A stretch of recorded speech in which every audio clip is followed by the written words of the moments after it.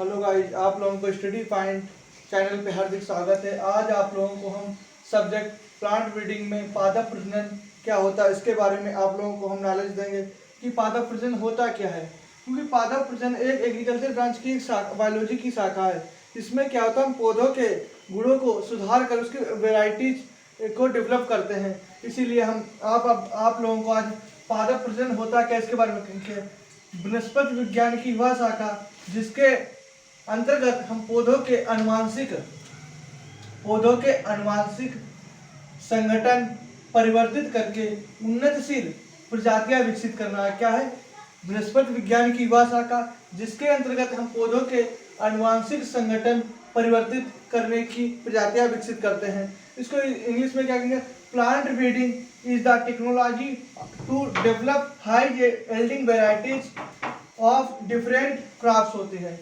अब इसी प्रकार हम प्लांट ब्रीडिंग के उद्देश्य क्या है? Object of plant breeding number 1 higher yielding अधिक उत्पादन, नंबर 2 इम्प्रूविंग द क्वालिटी उनकी गुणवत्ता में सुधार करना, इम्प्रूव करना, develop to insect and disease resistant रोग रोधी प्रजातियों का विकास करना, number 4 reduce in maturity duration, number 4 development non certain develop उनके लक्षण गुणों का विकास करना, नंबर 6 डेवलप द डोर्मेंसी प्रसुप्ति का विकास करना, नंबर 6 का प्राचीनी प्रजातियों का विकास करना, नंबर 8 नई ऋतुओं का विकास करना। नई ऋतुओं का विकास करना इसके बारे में अभी विस्तृत जानकारी आप लोगों को बताएंगे। नंबर 9 क्या है? विषैले यौगिकों को हटाना, नंबर 10 वांछित गुणों का विकास करना। अब हम आ जाएंगे कि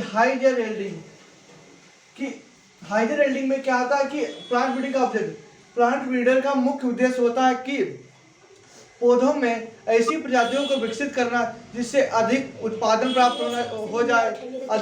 प्राप्त होना चाहिए, उसके विषैले यौगिक ना होना चाहिए, उसमें किसी प्रकार के रोग नहीं होने चाहिए। ये प्लांट ब्रीडिंग का मेन उद्देश्य होता है। जिससे किसानों को क्या होता है, किसानों को उनके जो एरिया है जिसे हेक्टेयर में उनको आय व्यय कम करना पड़े, फसलों को कम कीमत पर ही उपज प्राप्त की जा सकती है। तो आज हम बताएंगे कि हाइजर यील्डिंग मतलब हाइजर में अधिक उत्पादन कैसे करें। तो अधिकांश प्रजनक कार्यक्रमों का उद्देश्य फसलों में अधिक उपज वाली प्रजातियों का विकास करना होता है और उत्कृष्ट जीनोटाइपों का विकास करते हैं। जिससे क्या अधिकांश प्रजनक जो प्लांट ब्रीडर होते हैं उनका उद्देश्य क्या होता है कि ऐसी प्रजातियों का विकास करें जिनमें अधिक उत्पादन हमें प्राप्त हो जाए और किसानों को कम कीमत पर ऐसी वेराइटीज उपलब्ध हो जाए। नंबर 2 का है इम्प्रूविंग द क्वालिटी। जब प्लांट ब्रीडिंग का उत्पादन का लक्ष्य हासिल हो जाता है तो प्लांट ब्रीडिंग का मेन उद्देश्य होता है कि उत्पादन का लक्ष्य तो हमें हासिल हो गया, बट उसमें क्या है, उनका गुणवत्ता, उनकी क्वालिटी किस प्रकार है कि उसमें कितनी क्वालिटी है, उसमें क्वालिटी को विकसित करना चाहिए। तो जिन फसलों का उत्पादन का लक्ष्य हासिल कर लिया गया है उनमें गुणवत्ता का विकास करना होता है। जैसे धान में चावल पकने के बाद उसकी लंबाई बढ़ती है। एग्जाम्पल में जैसे धान में गोल्डन राइस की प्रजाति को विकसित करना होता है, टमाटर में फ्लावर सावर को विकसित करने जाते हैं। नंबर 3 हम बताएंगे develop insect and disease resistant रोग रोधी प्रजातियों को विकसित करना, डेवलप करना। ठीक, तो विभिन्न फसलों में उत्पादन की हानि अनेकों कीट रोगी द्वारा होती है, जिससे कृषकों को कीटों और रोगों के नियंत्रण पर खर्च अधिक करना पड़ता है और पर्यावरण भी प्रभावित होता है। अतः पादप प्रजनन का मुख्य उद्देश्य होता है कि रोग रोधी प्रजातियों को विकसित करना। हमने तुम्हें बताया कि प्लांट ब्रीडिंग का मुख्य उद्देश्य होता है कि कीट रोग रोधी प्रजातियों को विकसित करना, क्योंकि रोग रोधी जिससे किसानों को खर्च कम होता है और किसानों को कम कीमत पर ही फसलें प्राप्त हो जाती, उत्पादन कर सकते हैं और किसानों के लिए प्रजातियां रोग रोधी। जो प्लांट ब्रीडिंग का मुख्य उद्देश्य होता है कि ऐसी प्रजातियों को हम विकसित करें जिसमें कीट और रोग रोधी प्रजाति रोग कम लगे। इसलिए प्लांट ब्रीडर को रोग रोधी प्रजातियां विकसित करने का मेन लक्ष्य होता है। नंबर 4 का है reduce in maturity duration. Maturity duration में परिपक्वता की अवधि में कमी। प्लांट ब्रीडिंग का मेन उद्देश्य होता है कि ऐसी फसलों को उत्पन्न कर किया जाए जिनकी म्यूटेलिटी परिपक्वता की अवधि में कमी हो जाए। इससे परिपक्वता की अवधि में कमी करना पादप प्रजनन का प्रमुख उद्देश्य होता है, जिससे किसानों को प्रति इकाई क्षेत्रफल में अत्यधिक उत्पादन प्राप्त करने का अवसर मिलता है और अंतिम अवस्था में बीमारियों और कीटों से बचा जा सकता है। इससे हम इस प्रकार कह सकते हैं कि म्यूटेलिटी ड्यूरेशन क्या है कि प्लांट ब्रीडर का मेन उद्देश्य होता है कि प्लांट ब्रीडर को इसमें कि कम जो जैसे फसल क्या है 370 दिन की होती है, उसको प्लांट ब्रीडर का मुख्य उद्देश्य कि इसको 270 के दिन में उपज प्राप्त करके इससे आखिरी समय में जो फसल में लगने वाली बीमारियां होती जिससे क्या रोगों को फसल में लगने से बचाया जा सकता है।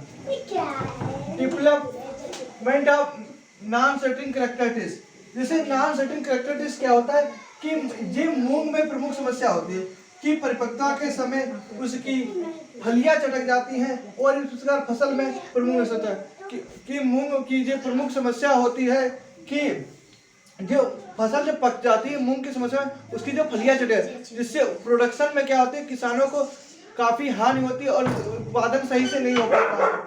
डेवलप टू डोरमेंसी, कुछ फसलों में जैसे मूंग जो की परिपक्वता की अवधि में यदि वर्षा होती है तो बीज का अंकुरण नहीं हो जाता, इससे फसल में नुकसान होती है, किसानों को अधिक व्यय करना पड़ता है।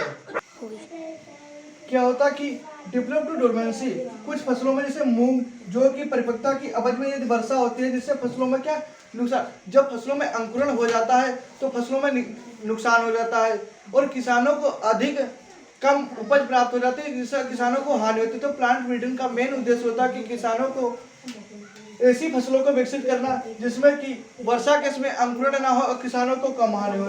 नंबर 7 का प्राचीनी प्रजातियों का विकास करना।